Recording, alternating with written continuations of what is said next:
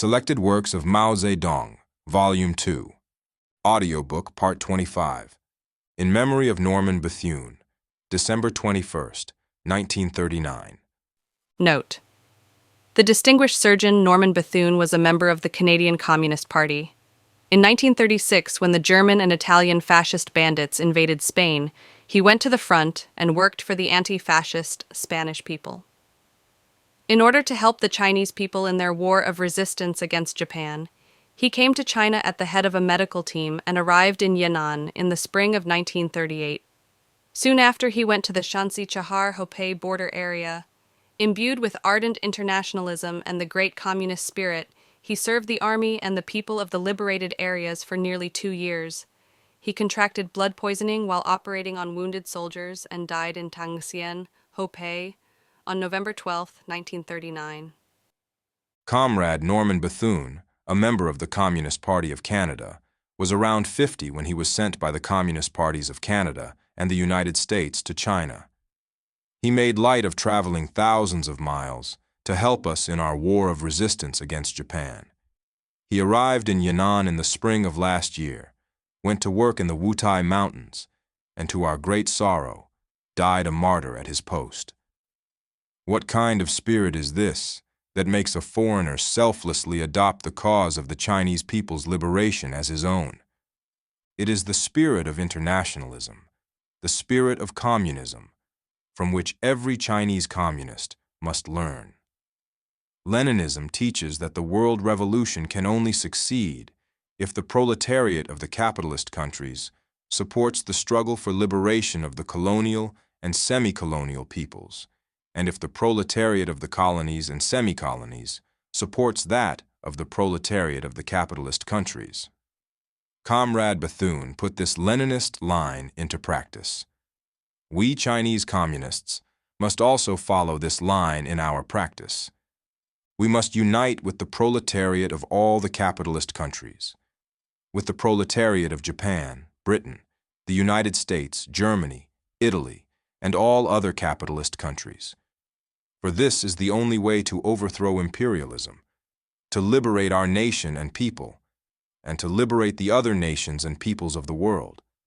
This is our internationalism, the internationalism with which we oppose both narrow nationalism and narrow patriotism. Comrade Bethune's spirit, his utter devotion to others without any thought of self, was shown in his great sense of responsibility in his work and his great warm-heartedness towards all comrades and the people. Every communist must learn from him. There are not a few people who are irresponsible in their work, preferring the light and shirking the heavy, passing the burdensome tasks on to others, and choosing the easy ones for themselves.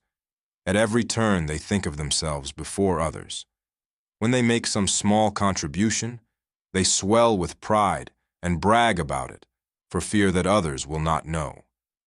They feel no warmth towards comrades and the people, but are cold, indifferent, and apathetic.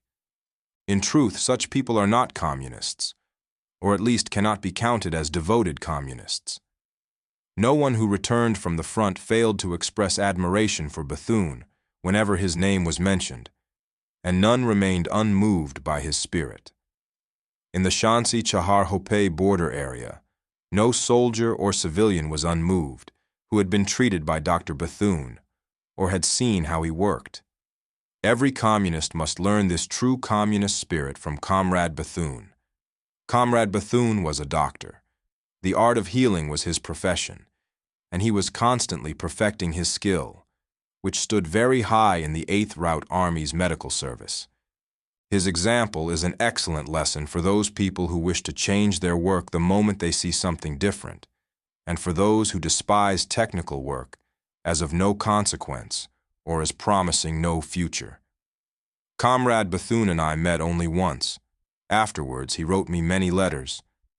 But I was busy, and I wrote him only one letter and do not even know if he ever received it. I am deeply grieved over his death. Now we are all commemorating him, which shows how profoundly his spirit inspires everyone. We must all learn the spirit of absolute selflessness from him.